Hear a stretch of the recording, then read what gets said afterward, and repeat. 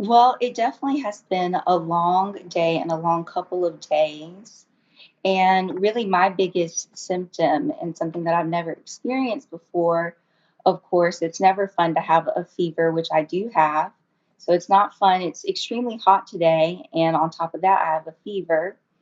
Then I am experiencing some chest pains that have been going on pretty much all day long. They started up yesterday. And so I've never experienced that before. So that's something that's definitely new and kind of scary. And then I just feel tired all day. Just take me back through the whole experience of when it started. Right. So actually, I thought that I was feeling pretty okay for the last couple of days. Of course, my mother, a couple days ago, she lost her sense of taste and smell. So she got that first symptom. And honestly, I was feeling fine. Of course, I had a real bad headache, but I thought, that's just my allergies. And usually, before congestion sets in, I get a really bad headache and end up having to go to the doctor and then take medicine and I'm fine. Well, when she got that symptom, I thought, well, we both need to go get tested. So we did and ended up testing positive and getting the call yesterday. So that was pretty crazy for me because all these symptoms that I thought were just allergies or I was coming down with a cold was actually COVID-19. And I already kind of figured by the time they called that my mother had COVID-19 because she was having chills and was just really having a hard time with aches and pains. And so I thought, I know mom has it, but I'm not really sure. But we made sure to isolate and stay home and quarantine until we finally got our results.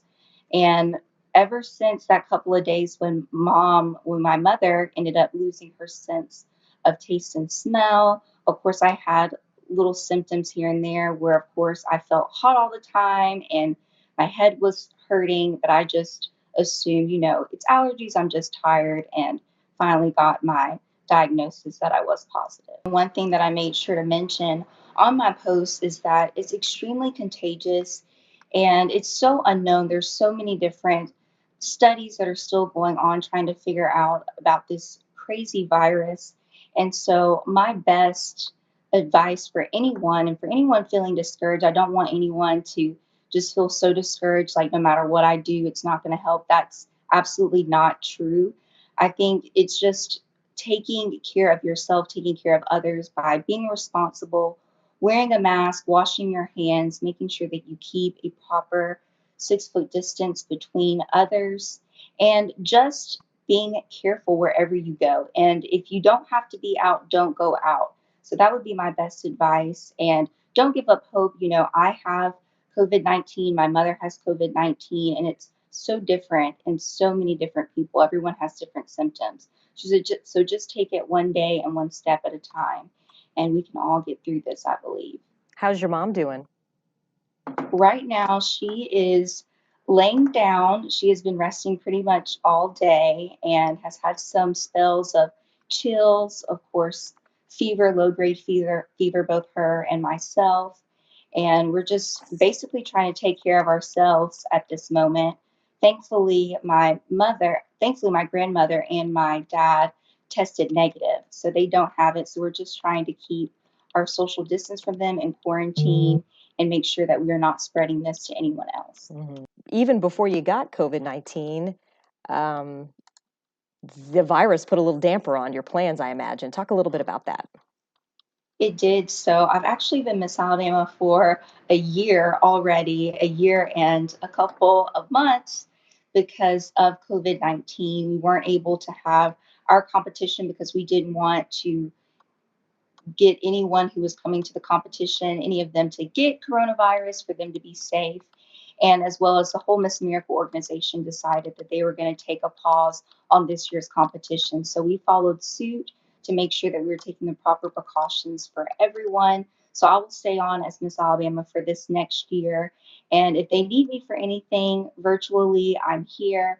And just to keep up the whole organization as a whole and to be the face of the organization. But it definitely is different because I took a year off last year because being Miss Alabama is truly a full time job. So I was not able to go to school and do this, but I actually will be going back to school in the fall, where most of my classes are online, thankfully, because now with having COVID 19, I'm a little worried about being back at school, but I'm glad that the university is deciding to take proper protocols and precautions and that most of my classes are online. Do you know, or do you and your mom have any clue how you possibly got the virus?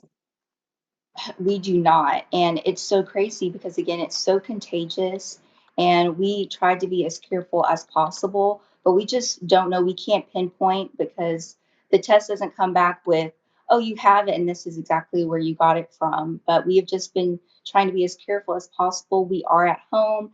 Thankfully, we won't get anyone else sick, and we're just going to stay in quarantine until this all passes. There's been sort of a debate about this, especially here in Alabama. There's a lot of people who are on board and say, hey, if this is one simple thing we can do, we'll wear a mask. But there's the other side where people are choosing not to because they think that it really won't help. And they can't seem to process that it may not help them, but it can help others. What are your thoughts on that? My thoughts are better safe than sorry. Wear a mask that you not only are possibly protecting yourself, but you're definitely protecting others if you happen to be asymptomatic and you're out somewhere. That this is going to be here for a while until we find a vaccine, but this is not forever. So make sure that you're wearing your mask and doing your part to ensure that we can get back to some kind of normalcy. But the only way I believe that we can officially do that is by wearing a mask when you go out. Mhm. And again, is there anything else that you want to say? How old are you again? I'm sorry. 21. 21. Okay. So a lot of people your age and around your age who have come down with it have been asymptomatic, but you're not, and you are feeling those symptoms. What would you want to say to people in your age group who, m- may not think they can get this? Right, absolutely. My advice for anyone my age is to care about others, have respect for others, because if you are walking around and you don't feel any symptoms, does not mean that you don't have COVID 19. And so just make sure that you are putting others first during this time and being as safe and precautious and wearing a mask.